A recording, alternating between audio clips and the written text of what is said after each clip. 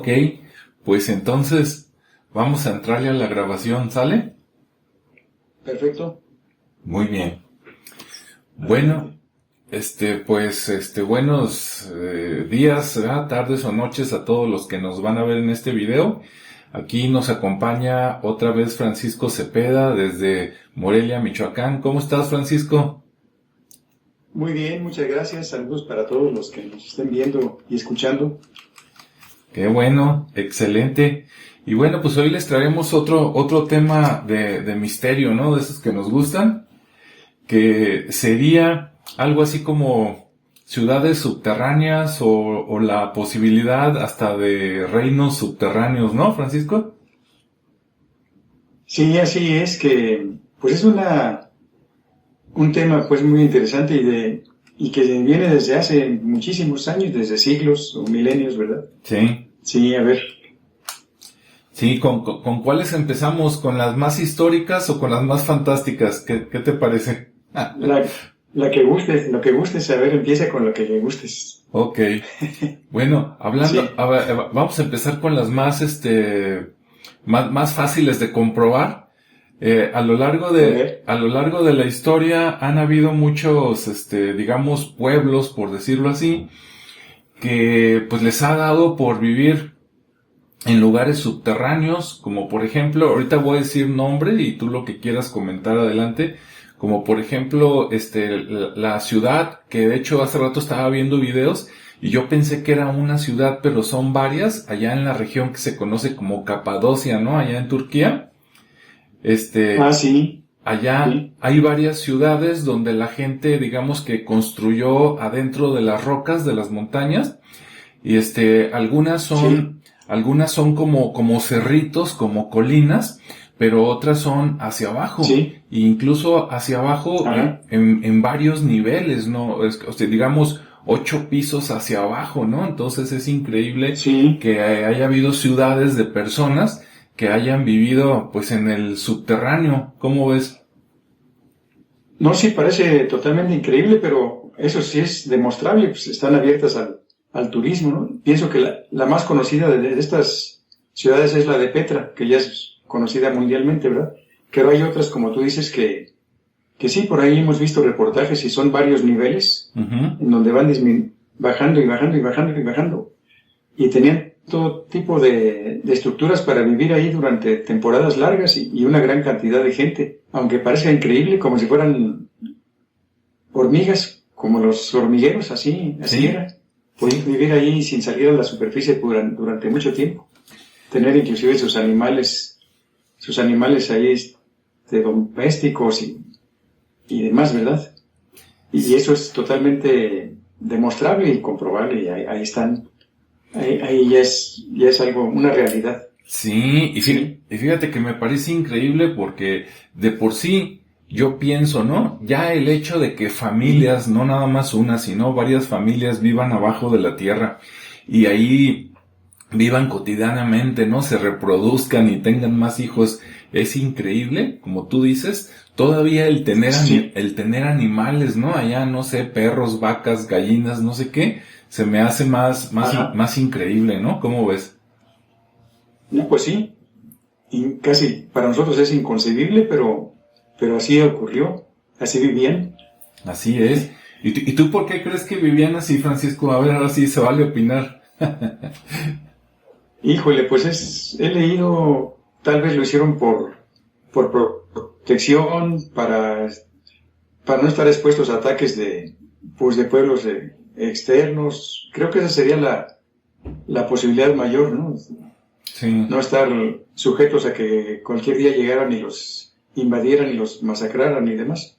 Creo que esa sería la principal, no sé, sí, pero puede haber otras que no conocemos, ¿no? sí, puede ser, así como Porque posibilidad. parece ser que esos lugares estaban en rutas de mucho comercio entre Europa y Asia. Sí, Entonces había todo tipo pues de gente que pasaba por ahí con buenas y con malas intenciones. sí, Así que pues mejor para evitar cosas, pues vamos para abajo. sí. Sí. Pero no sé, de pensar con herramientas de las que se supone que usaron, muy rudimentarias. no me quiero imaginar cuántos años duraron para construir todo ese tipo de estructuras, porque muy elaboradas, con muchos cuartos y escaleras y más cuartos hacia abajo y más niveles y demás. Sí. Y tengo entendido que en algunas han visto que en caso de un ataque del exterior, había unas puertas que tenían unas piedras redondas de varias toneladas. Sí. Entonces, entre pocas personas podían empujar la puerta, la piedra redonda giraba y ya quedaba sellada la puerta, quedaba bloqueada. Así que fuera un ejército completo, nunca iba a entrar allí. Entonces, pues algo inconcebible para nosotros, para la forma en que vivimos. Sí, yo precisamente hace unos minutos que estaba viendo un video, vi una de esas piedras, ¿sí? piedras que mencionas y me hizo recordar, para que la gente que nos escuche y nos vea se dé una idea, en algunas versiones de la Biblia, cuando se supone que se muere Jesús y que van y lo entierran, en algunas versiones precisamente se usa algo parecido, ¿no? Es una cueva que se cierra con una de estas ruedas gigantes de roca y con eso lo sellan, ¿no? Sellaron ahí para que durara el cuerpo unos días. No, sí, bueno, para no desviarnos del tema. Sí. Creo que sí es algo similar a lo que usaron en esas ciudades. Sí. Y yo coincido en lo que tú dices, porque digo, ¿por qué podría yo vivir abajo de la tierra pudiendo vivir arriba, no? Y definitivamente a mí no se me ocurre más que o hay peligro arriba, como tú dices, alguna guerra, un enemigo, o a lo mejor el clima, ¿no? Extremo, que también me obligue a refugiarme en la tierra. Fíjate que allá... Sí. Ahorita volvemos a las de Petra, que son interesantes, que tú dices, pero en estas de Capadocia, yo estaba leyendo que todavía en el siglo XII había gente que vivía ahí. Entonces, estamos hablando de 1100 y tantos, ¿no? Digo, no hace tantos siglos, así, sea, hace 1000 años ahí había gente viviendo, ¿no? Pero las primeras que se hicieron, por ahí me encontré datos de una donde 1500 años antes de Cristo, o sea, hace 3500 años, ya existían las primeras, entonces son milenarias, ¿no? Sí, imagínate, tallar eso con herramientas de piedra, pues fue una tarea, pues ahora sí que titánica, suponiendo que así las hayan hecho. Sí. Y sí, lo que dices también, lo del clima, en esas regiones creo que es un clima muy extremoso, mucho viento, frío y demás, entonces en una ciudad subterránea pues es un clima, una temperatura constante. Uh-huh. Y si además la podían de alguna forma regular con calor, pues vivían muy a gusto en ese sentido, no estaban expuestos a cambios de temperatura extremos. Sí, y fíjate que también escuché lo contrario. Comentaban que en algunas de estas cuevas por allá, bueno, casas, ¿no? Porque cueva pues es nada más unos metros y listo, pero allá era toda, había cuartos, había ciudades. No me imagino cómo le hacían para los baños, ¿eh? Imagínate, cientos de personas viviendo allá abajo y pues generando excremento, yo no sé para dónde lo sacaban, o lo usaban en plantas, ve tú a saber, ¿no? No, porque excremento y orina y los olores y demás así es. Pues sí, no sabemos, solo habría que transportarnos a ese lugar y tratar de imaginar cómo solucionaban ese problema, pero seguramente lo podían manejar, porque de otro modo no hubieran podido vivir tanta gente durante tantos siglos allá adentro. Sí, yo creo que tenían alguna solución o alguna ingeniería que ahorita nosotros no sabemos, porque no es posible. Seguramente que sí. ¿Verdad que sí? No es posible que durante cientos o miles de años viviera gente por ahí, digamos como en un cochinero, ¿verdad? Un muladar, pues como que es increíble, ¿no? No, inclusive no hubiera sido posible vivir, ¿no? O sea, así es. Esos gases se acumulan y son tóxicos, son hasta peligrosos, entonces alguna solución le habían dado ya. Sí, y cambiando de lugar, hace rato mencionaste a Petra, que esto es en el desierto, ¿no? Es en el desierto. Sí, Sí, pero es pues algo parecido, o sea, una ciudad tallada en la roca y pues una maravilla, si Sí. lo pensamos desde nuestro punto de vista en nuestra época. Sí. Algo inimaginable cómo la fabricaron, Sí. cómo la construyeron. Y luego yéndonos a relatos antiguos, por ejemplo, hay relatos prehispánicos, ¿no? Incluso creo que de los mayas y también de los aztecas, donde dicen que algunos de sus, digamos, de sus ancestros, vinieron, pues, de mundos subterráneos, ¿no? Sí, ajá. Sí, mira, estaba revisando todo esto. Bueno, voy a hacer aquí un paréntesis muy pequeño. Sí. En la ciudad de Teotihuacán, Ajá. que cuando pasaron por ahí los aztecas, pues ya estaba deshabitada, ya tenía mucho tiempo que estaba deshabitada, inclusive ellos le pusieron así el nombre de Teotihuacán, porque quién sabe cuál habrá sido su nombre original, Sí. que era algo así como la ciudad de los dioses, el lugar de los dioses, por las dimensiones que tenía. Ajá. Pues ellos se quedaron asombrados. Y en los últimos años se han hecho estudios ya con métodos pues muy modernos, el de georradar y de tomografía y demás del suelo. Uh-huh. Y la gente de la UNAM ha hecho algunos descubrimientos muy interesantes abajo de las pirámides del Sol y de la Luna.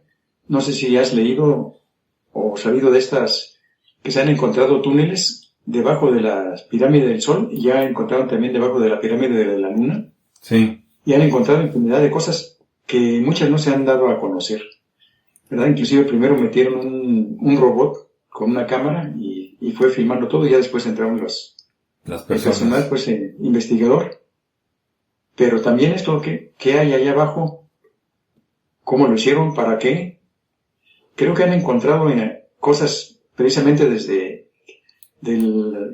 las regiones de los mayas, uh-huh, abajo de Teotihuacán. Eso implica que había comunicación entre lugares muy lejanos, tal vez intercambio, tal vez ofrendas, tal vez había embajadores de otras naciones viviendo allí. Pues no sabemos, todos son conjeturas, ¿verdad? Sí. Y bueno, y te voy a hablar, había yo hecho aquí una especie de resumen de lugares, ajá, pero ahorita que tocamos eso, fíjate que de lo que he leído mucho me he encontrado pues, algo de información. Sí. De túneles y de ciudades subterráneas importantes aquí en América, ajá, en el continente americano. Hay varias, inclusive hay por ahí algunos videos y demás que en el cañón del Colorado, en el río que pasa al fondo, sí, hay unas partes que están vedadas al público, no hay acceso al público. Uh-huh. Y según se dice que hay una parte en donde hay las marcas del nivel del agua del río, uh-huh, de años o siglos anteriores, que estaba más alto que el actual, y que hay unas entradas o una entrada, una cueva, uh-huh, que estaba al nivel del río, ahorita ya está muy alto, y que llegaron a entrar allí y que se supone que adentro hay cavidades muy extensas y con muchas cosas que parece ser que tienen relación con Egipto, pero todo eso está vedado, pues no se puede tener acceso para el público, solo ellos saben lo que hay, sí, lo que han encontrado y pues hasta allí. Eso allá en lo que hoy es Estados Unidos, ¿no? Ajá. En Sudamérica, pues hablan de Sudamérica y lo poco que sabe uno, o lo que hablo por mí, lo poco que sabía yo, pues de los incas, que eran el pueblo dominante y tal.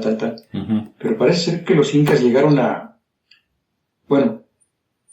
conquistaron a varios pueblos anteriores, uh-huh, y se apropiaron de sus lugares, o sea, ser conquistadores se apropiaron de los lugares, de sus mitos y además también de sus, vamos a decir, de lugares muy, muy, pues misteriosos.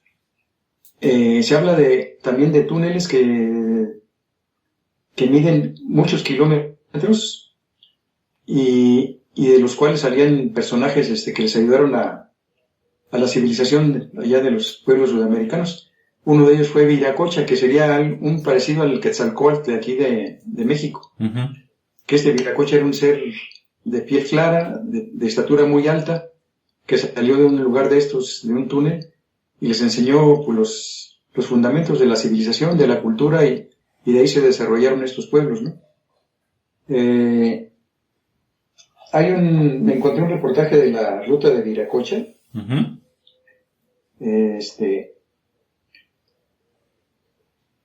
Túneles que llegarían desde lugares en las fronteras de Brasil, atravesando Perú, partes de Ecuador, y llegan hasta el océano, que es el Pacífico, uh-huh, pero a profundidades muy, muy extensas, y en línea recta. Además no son, va a decir, una caverna que se fue en línea recta, pues no, como que fue hecha en forma artificial, uh-huh, de la que salió Viracocha.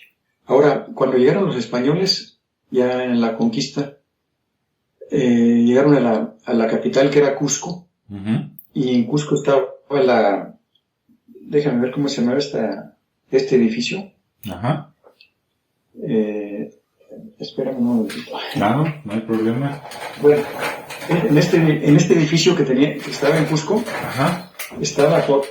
era una casa pues hecha de piedra, pero de esos edificios hechos por estos sudamericanos, que no estaban unidas las rocas con cemento, sino que eran rocas empotradas en una forma perfecta, que no se podía meter una hoja de papel entre roca y roca. Uh-huh. Pero en ese edificio estaba recubierto de láminas de oro. Uh-huh. Entonces, era una riqueza en oro fabulosa, que fue parte de lo que tomaron para pagar el rescate de Atahualpa. Cuando el conquistador Pizarro tomó prisionero a Atahualpa y pidió un rescate, que le llenaran un cuarto de oro, uh-huh, pues sacaron ahí las planchas de esta construcción, uh-huh, y llenaron el cuarto. Y ya cuando vio tanta cantidad de oro, dijo, no, pues ahora tráiganme más, porque si no lo voy a matar, y al final pues lo sacrificó, ¿verdad? uh-huh. Pero de este Cusco también había la tradición, y no es la tradición, sino que parece que estaba basado en hechos reales, de que salían túneles extensísimos, o sea, que llegan a lugares mucho, muy lejanos y la entrada estaba en Cusco. Uh-huh. Inclusive dicen las leyendas que algunos de estos túneles pasaban por debajo del lago Titicaca, uh-huh, y tenían salida hacia alguna isla del lago Titicaca. Uh-huh. Esto parece increíble, parece imposible, pero así lo marcan las tradiciones de ellos.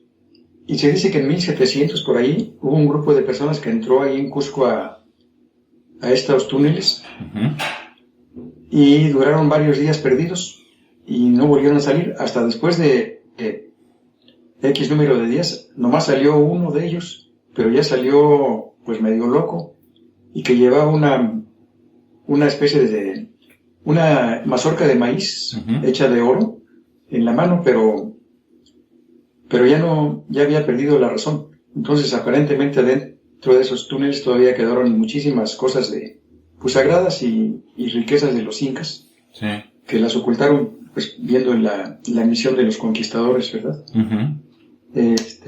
Eso allá en Sudamérica, pero sí, que hay, te digo, túneles extensísimos que atraviesan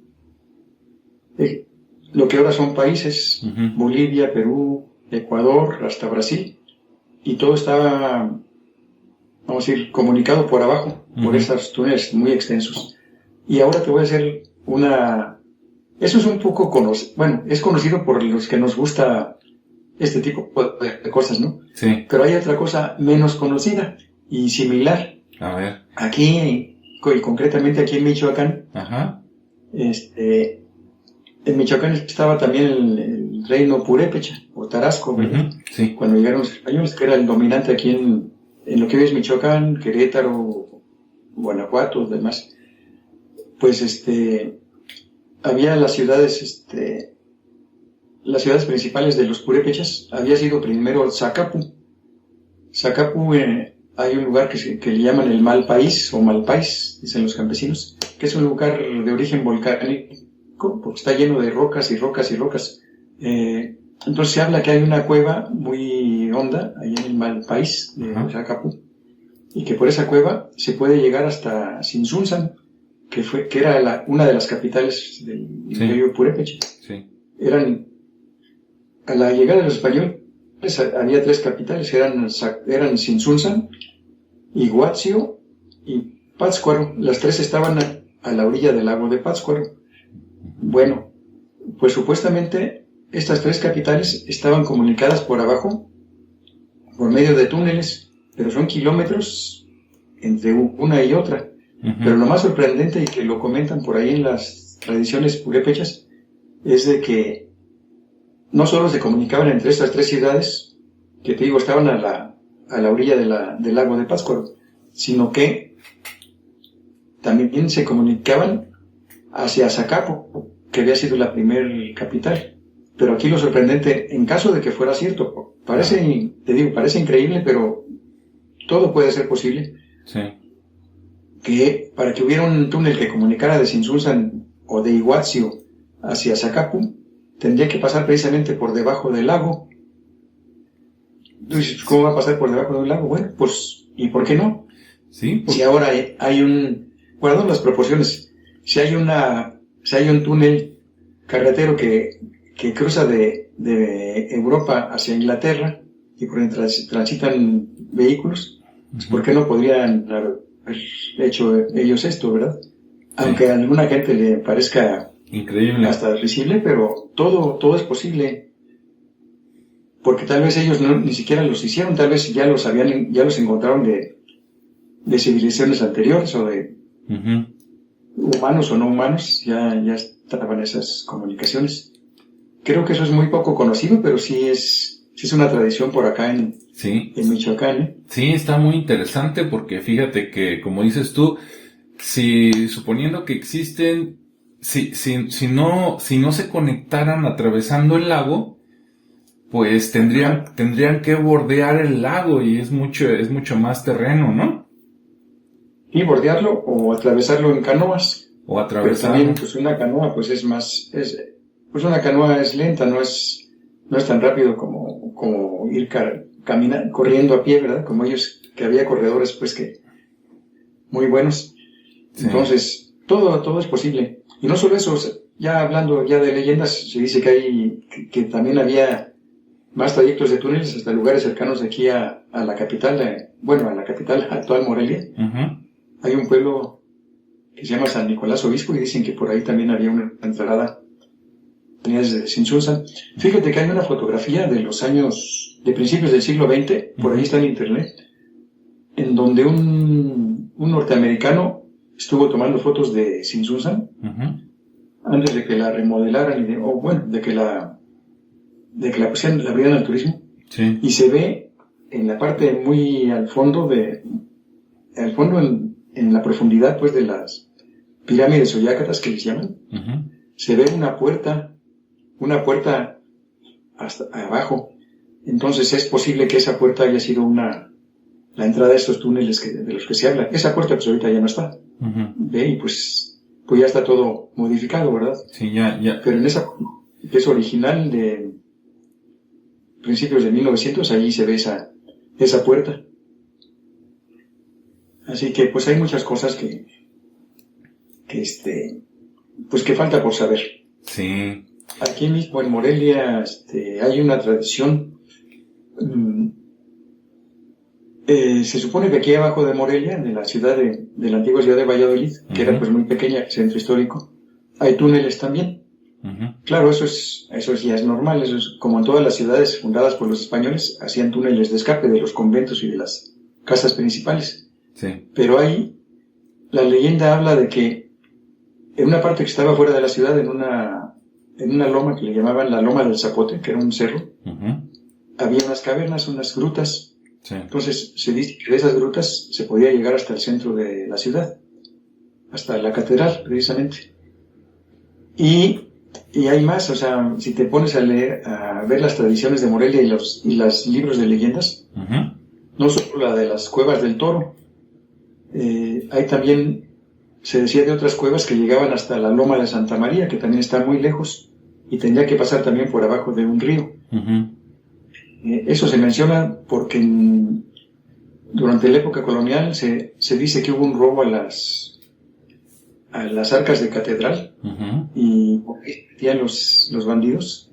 Alguien que conocía que abajo de catedral había un cuarto lleno de monedas, lo de los diezmos. Entonces, alguien de ellos supo por dónde llegar y de la parte externa cavaron y empezaron a vaciar esa alcancía, por llamarlo, ¿no? Uh-huh. Las autoridades los descubrieron, se metieron por esos túneles y pues algunos los siguieron y otros se fueron más lejos y se perdieron por allá entre estas grutas, ¿no? Y hay otra tradición que parece que también tiene mucho de real. Uh-huh. Se habla de un río subterráneo que pasa por el centro de Morelia. Ese río subterráneo sale en una parte que ya está también dentro de la ciudad, pero había una pirámide. Okay. Esa pirámide tenía una puerta. Esa puerta llevaba una escalera de caracol. Abajo de la escalera de caracol, ahí estaba un acceso al río subterráneo y por ahí brotaba agua. Y de ahí brotaba agua y se formaba un pantano, una ciénaga al pie de esta pirámide. Sí. Esto me lo llegaron, todavía conozco personas que conocieron cuando estaba esa puerta y el agua que brotaba, porque estas personas eran de la familia que era propietaria de ese lugar. Uh-huh. Y decían que su papá mandó a hacer una alberca que se llenaba con esa agua. Después, cuando construyeron el periférico, uh-huh, resulta que pasaba junto a esa pirámide, que para ellos era un pequeño cerro, porque estaba tapado por tierra y vegetación. Sí. Y secaban ahí, drenaban el agua para construir, y al día siguiente ya estaba otra vez lleno de agua alrededor. Entonces, que les costó mucho trabajo hacer la pavimentación de esa zona, porque se inundaba constantemente. Sí. Pues era por el agua que salía debajo de la pirámide. Esta pirámide, pues si un día vienes por aquí te voy a llevar a donde está. No se puede entrar porque es propiedad privada y está cercado, pero Ajá. está, sí, por fuera. Pues ahora sí que a la vista de todo el mundo, y nadie sabe, o muy poca gente sabe. Está a un lado del periférico de aquí de Morelia. Bueno, esto fue una digresión, ¿verdad? Esta no es una ciudad subterránea, pero no. Es parte de lo que hay aquí en Latinoamérica y completamente aquí en Michoacán. Sí. No, pues te voy a hablar de más lugares. Sí. Oh. Hablando aquí en América, mira, en los años 70, a principios de los años 70, salió una serie de reportajes aquí en un periódico. En ese tiempo era el único periódico pues de circulación de todo el estado, que se llamaba La Voz de Michoacán. Uh-huh. En ese pues, no había más que periódico impreso y televisión, no había, y radio, ¿verdad? Pero lo que era de difusión pues, era el periódico. Sí. Y salía una serie de reportajes sobre algo que sucedió en un lugar que se llama el Cerro de Culiacán, en Guanajuato. No sé si tú escuchaste hablar de eso. No. Bueno, supuestamente fueron de aquí del periódico y hicieron entrevistas allá a la gente, ¿no? Este cerro de Culiacán es un cerro muy, muy especial. Uh-huh. Y merece una mención, te digo, especial, ¿eh? Pero bueno, supuestamente un campesino, siguiendo una vaca, se metió a una cueva en ese cerro. Uh-huh. Caminó mucho tiempo y en cierto trayecto se encontró con unos seres muy altos, de piel muy clara, de pelo largo, y estos seres lo recibieron de una forma, ahora sí que amigable, amistosa, pero se comunicaban con él por medio de telepatía, o sea, le transmitían mensajes telepáticamente. Sí. Y lo invitaron a que los acompañara, y se fueron más adentro de esa cueva o de ese túnel, lo que haya sido, y llegaron a un lugar donde pues, le mostraron dónde vivían. En un lugar muy pues, iluminado, había mucha luz y había mucha vegetación, agua, y parecía que era un lugar donde había una vida muy, muy tranquila, muy bonita. Sí. Le enseñaron varias cosas y él salió y pues lo contó a sus conocidos, ¿no? Fueron de aquí y hicieron varios reportajes de esto. Y tuvo mucha difusión en ese momento. Y como todo, después pasó el tiempo y pues quedó en el olvido. Uh-huh. Después, ahí cerca hay un lugar que se llama Valle de Santiago. No sé si has escuchado el Valle de Santiago y las 7 luminarias, que son 7 cráteres extintos. Uh-huh. Y fue donde también en esa época una persona empezó a producir legumbres gigantes. Legumbres gigantescas que pesaban muchos kilos. Muchos kilos, ¿no? Sí. Y también hicieron reportajes, inclusive salió en la televisión de ese tiempo, lo llevaron a Siempre en Domingo, que era el programa pues estelar de Telesistema de esa época, ¿no? Uh-huh. Y hasta creo que los presidentes le dieron difusión y demás, pero de repente ya cortaron todo y ya se acabó. Hasta ahí se acabó todo, porque también empezaron ya a manejarse otras cosas de que se podía combatir el hambre, que se podía cultivar a gran escala en el mundo, que se podía mejorar todo, y pues ahí cortaron y no se volvió a saber nada. Esto es vamos a ir en los alrededores del Cerro de Culiacán, en esta ciudad que se llama Valle de Santiago, uh-huh. Guanajuato. Fíjate que el Cerro de Culiacán es un cerro muy alto y está en medio de una planicie. O sea, Guanajuato, pues esa parte es plano, está lleno de tierras de cultivo muy fértiles. Y hay muchas ciudades alrededor, Yuriria, Valle de Santiago, Salvatierra, y otras, con una agricultura muy rica. Y en medio está ese cerro, un cerro altísimo que tiene muchas barrancas, muchas cuevas, muchas cosas, y muchas leyendas. Uh-huh. Se habla también de que hay muchas cuevas ahí. Una de ellas es esta donde te digo que esta persona entró y se encontró con esos seres amistosos, ¿verdad? Pero también, aquí voy a hacer un paréntesis.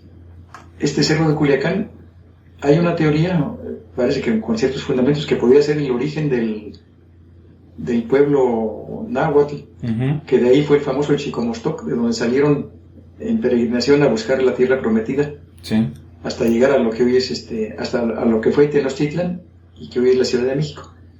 Hay algunos elementos que hacen pensar que este Cerro de Culiacán fue el Chicomostoc de las leyendas, uh-huh. o Aztlán, el lugar de las 7 cuevas. Pues porque también está lleno de cuevas. Este cerro, y te digo, es muy importante, muy alto, y domina una gran región que es muy rica en agricultura. Entonces sí, podría ser el Chicomostoc de las leyendas. Bueno, nos salimos de esto. ¿Qué otro lugar quieres hablar? Mira, también te quería comentar, ajá, esto del reino de esto de las ciudades subterráneas. Hay también una tradición que le llamaban el reino de Agartha o el reino de Agarthi, que precisamente habla de eso, de que la Tierra, el planeta donde habitamos, está surcado por túneles extensísimos que lo cruzan de un lugar a otro, van de continente a continente. Todo está surcado por una red de galerías artificiales, pues hechas artificialmente, y que hay ciudades adentro y que hay una civilización adentro de la Tierra, los intraterrenos, uh-huh, que pues de vez en cuando salen a la Tierra, entran y salen. Aparentemente inclusive se dice que los ovnis no es que vayan que vengan de otros planetas, sino que salen más bien del interior de la Tierra y viajan al espacio, pero la base está aquí adentro de nuestro planeta, en el interior. Uh-huh. Y hay ciudades adentro pobladas por muchos habitantes que podrían ser humanos o parientes de nosotros o algo así. Creo que eso también es conocido, ¿verdad? Yo creo que algo sabías de esto. Sí, precisamente, pues hay leyendas, unas muy antiguas, ¿no? De que sí hay civilizaciones, como dices tú, no necesariamente humanas, a lo mejor hasta anteriores a la raza humana, que viven debajo de la tierra, y cómo le hacen, quién sabe, ¿no? Pero platican, como tú dices, que es como si fuera una tierra dentro de la tierra, porque allá hay animales, hay plantas y todo.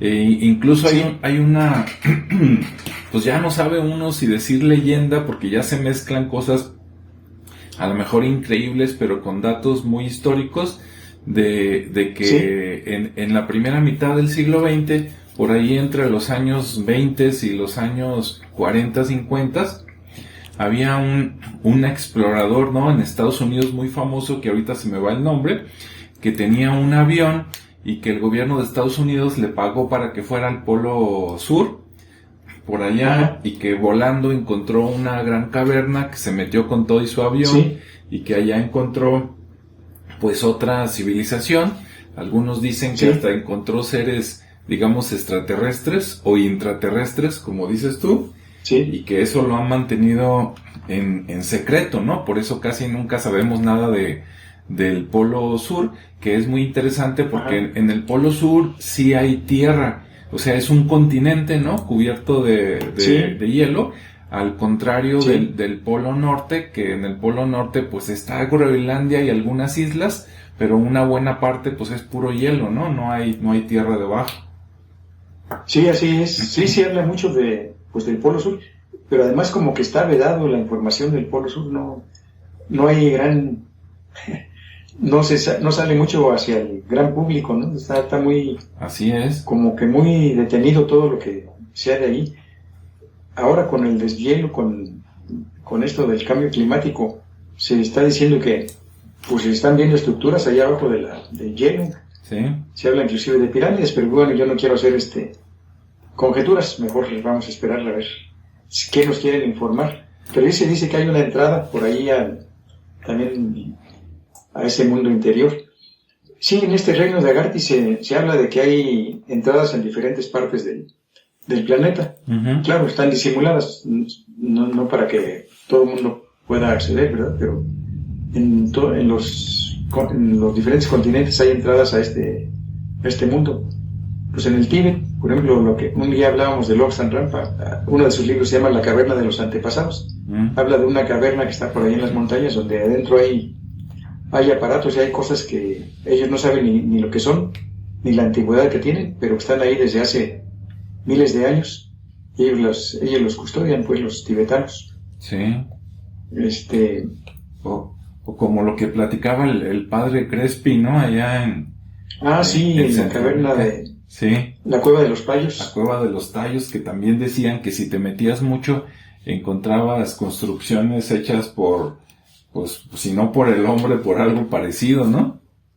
Sí, fíjate que eso se dijo mucho, de esos hay muchos escritos, de que supuestamente en la cueva de los Tallos, en una de las galerías que hay allá adentro, uh-huh, hay una biblioteca enorme, uh-huh, pero no de libros impresos de papel, sino de metálicos, o sea, planchas de metal con una escritura desconocida. Sí. Que es una biblioteca que no sabemos traducirla. Uh-huh. Se dice que está allá abajo. Uh-huh. Y se accede ahí por ese hoyo del suelo, ¿verdad? Así es también. Hace rato cuando platicaste de allá de Estados Unidos, del Colorado, que por allá hay una región que pues no dicen bien dónde está y tampoco permiten el acceso como tú dices.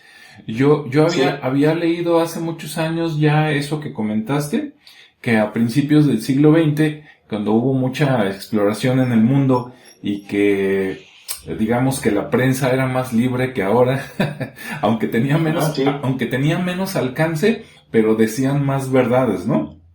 Sí, podían escribir libremente y se publicaba, sí. Sí, entonces sí recuerdo por ahí que hubo una expedición independiente de una persona que fue por ahí al desierto de Estados Unidos y que encontró una cueva y que ellos iban buscando así como civilizaciones antiguas relacionadas al tema de gigantes, ¿no? O sea, de personas de 2-3 metros de altura, digo, nada súper descomunal, pero sí sorprendente, y que encontraron en algunas cuevas sí esqueletos más o menos de esa estatura, de gente muy alta, pero que después se metieron a la cueva y que encontraron algunas escrituras y algo parecido a jeroglíficos egipcios, como tú dijiste, ¿no? Entonces, eso también está muy, muy interesante, ¿no? Y después, que ya después que ellos lo dieron a conocer y que, digamos que los periódicos locales, pues lo sacaron en las noticias, luego llegó el famoso Instituto Smithsoniano, ¿no? Que parece que todo se roba y se lo lleva ya a ocultar para que nadie se entere, ¿no? Algo así. Sí, o sea, se habla de que ahí han ido a parar muchos fósiles de esqueletos gigantes humanos. Sí. Y que de repente, pues que ya se perdieron, ya no están. Así es. Pues nadie sabe qué pasó. Sí, o sea, ¿qué hay ahí Sí. que hay ahí de fondo, ¿no? Acá también. ¿Sí? Adelante. No, dime. No, ya, me iba a cambiar de lugar, me iba a regresar a lo de los tallos, pero si quieres terminar acá el comentario, adelante. No, sigue. Sigue con los tallos. Ya ves que allá en los tallos, ahorita no me acuerdo el apellido del señor, pero un extranjero que estaba viviendo ahí, fue, digamos, la persona original que platicando con los nativos, los locales, encontró el lugar. Después él, ingenuamente, trata, digamos, de dar a conocer el lugar, de pedir apoyo del gobierno, y luego empieza a llegar gente de fuera, ¿no? Llegó ¿cómo se llama? El de la teoría de los alienígenas ancestrales. Llega Eric von Däniken y llegan otras personas que se aprovechan de este señor, y entonces ellos traen su expedición y ellos solos, digamos, se sirvieron para sus intereses y luego a él lo dejaron ahí olvidado, ¿no? Dentro de eso, incluso se organizó una expedición de Estados Unidos donde fue uno de los astronautas, creo que, no me acuerdo si Neil Armstrong o algo así, y se sospecha que ellos sí se metieron y que esas grandes láminas que mencionabas, ¿no? A lo mejor ellos se las robaron y las sacaron, ¿no? No sabemos. Pues ahí ya no sabemos, ahí se pierde ya la continuidad. Pero bueno, el chiste es de que dices cómo encontrando cosas en un país, luego siempre llegan, o llegaban, ¿no? En aquellos tiempos, o los ingleses o los americanos con una expedición, llegan, se meten, y vámonos, ¿no? Y no sabes qué se llevaron, y ni siquiera lo comentan ni lo comparten con los países de origen. Oye, bueno, un poquito saliéndonos del tema, pero dentro de lo que estás hablando, fíjate que no recuerdo, o sea, porque ahorita eso no lo había preparado, sino que ahorita me estoy acordando. Hace unos años no te podía decir ni siquiera cuántos años, 10, 15, no sé. No sé si recuerdas que supuestamente hubo un alien, y me parece que fue en el estado de Puebla, o algo así, que entraron a una cueva, y muy honda, y claro, entraron con equipo y demás, y encontraron adentro un esqueleto, un cráneo, que parecía de humano, pero que tenía un cuerno o dos cuernos, o sea, no era falso, sino que tenía integrado unos cuernos, y era además de tamaño muy grande. No sé si recuerdas eso. Entonces que lo sacaron, creo que era un médico el que lo sacaron, y creo que hasta lo empezaron a exhibir y cobraban porque la gente fuera a verlo. Pero precisamente se enteraron en otras latitudes de esto, y entonces llegó supuestamente, porque esto salió también en las noticias, que llegó un grupo de militares ingleses, expertos en, ¿cómo se llama?, en buceo de profundidad y demás, en espeleología, y entraron a ese lugar y duraron días allá adentro, y estaba también resguardado la entrada, no se podía acceder, ni había información, y estuvieron allá días adentro, y después se fueron, y pues ya no hubo ninguna información de qué encontraron, o si encontraron algo y se lo hayan llevado. No sé si recuerdes eso, porque salió hasta en los noticieros. Sí, recuerdo lo que dices del cráneo, con picos, ¿no? Así como cuernos. Sí. Pero hasta ahí nada más, ya no supe qué pasó, porque como dices tú, fue así noticia, digamos, de algunos días, 2, 3 semanas, y después todo callado, ya no se supo nada. Sí pasa, ya llega otra noticia y la borra, llega la nueva, pero esto era algo muy fuera de lo común. Tanto las características de ese cráneo, como por qué llegan, vamos a decir, del extranjero, llega un grupo de gente experta en eso, entran, exploran pues ahora sí que a su gusto completo. Por no decir a su antojo, ¿verdad? A su antojo.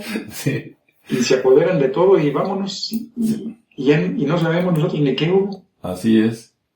Eso se ocurrió, y te digo, ahorita me estoy acordando, pero no recuerdo las fechas, pero pues con trabajo se podría investigar, ¿no? Así es. Y esto que te digo del Cerro de Culiacán, pues en los años 70, pues en la ¿cómo se llama? En la hemeroteca, pues también se podría acceder, empezar a buscar los periódicos y para ver lo que pasó en ese cerro de Culiacán. Sí, es interesante. Ajá. Pero, y todo esto le encuentro un común denominador. Uh-huh. ¿Te acuerdas de Julio Verne? Sí. Que escribió muchos libros vamos a poner entre comillas, ciencia ficción. Ajá. Pero pues las cosas las que escribió y describió, en el futuro se realizaron. Sí. Los viajes a la luna, los automóviles, los viajes en submarino, sí. Cosas que en su momento no lo sabía, él los describió pero perfectamente y se realizaron, inclusive el viaje a la luna. Él dijo, la nave va a salir del Cabo Cañaveral, que así se llamaba en ese tiempo, sí. Ahora se llama Cabo Kennedy, o sea, en Florida. Sí, sí. Hasta en eso le atinó. Sí. Entonces, hay quien dice, oye, este cuate habrá sido un viajero del tiempo y que haya venido al futuro y vio muchas cosas y regresó a su tiempo y escribió lo que vio en el futuro, pero lo escribió ahora sí que en forma de novelas, para salvar su vida, vamos a decirlo.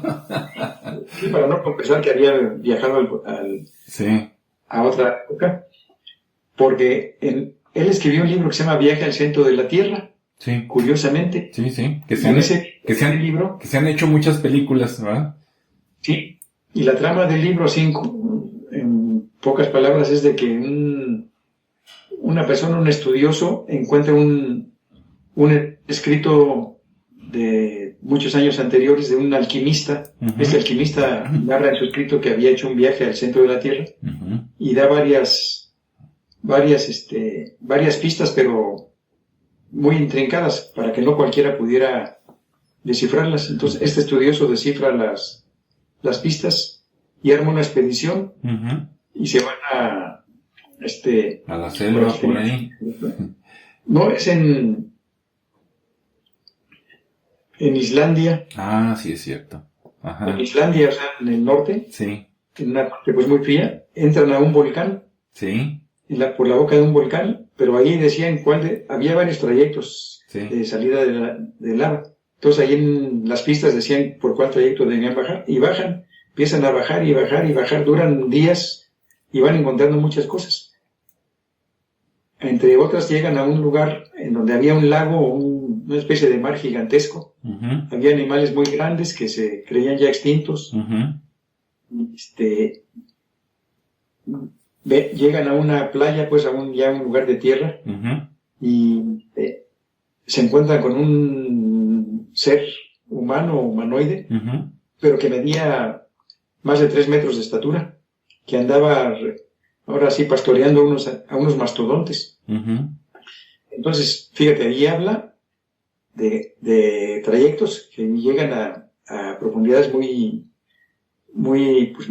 hondas. Sí. Habla de que ahí hay vida adentro, hay vegetación, porque había una selva pues como de árboles gigantescos y helechos y demás, ¿no? Sí. Habla de animales también grandísimos, habla de un humano de más de 3 metros, habla de gigantes,